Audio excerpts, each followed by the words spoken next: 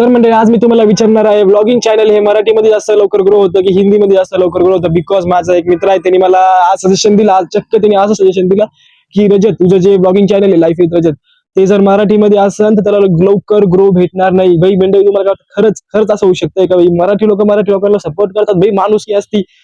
भाई मी जितकं बघितलेलं ना भाई, आपला महाराष्ट्र आहे, आपली माय मराठी जितकी असते ना भाई, त्याच्यामध्ये काय सांगावं आता त्याला. मी त्याला बोललो भाई, मी भाई टाइम लागेल, जितका लागेल तितका टाइम लागेल, बट ब्लॉगिंग मराठीतच होणार भाई. काय वाटतं तुम्हाला? कमेंट मध्ये नक्की सांगा.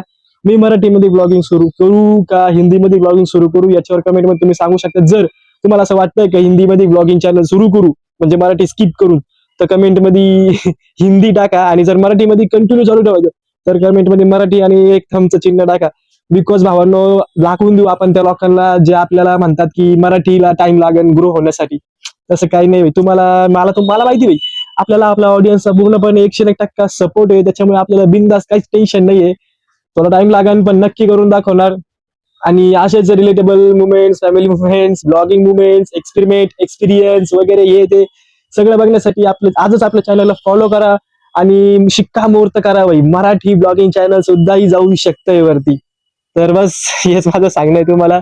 भेटूया पुढच्या ब्लॉग मध्ये. तोपर्यंत जय महाराष्ट्र भाई, जय महाराष्ट्र म्हणून मी म्हणत राहतो, जय महाराष्ट्र आणि जय मराठी.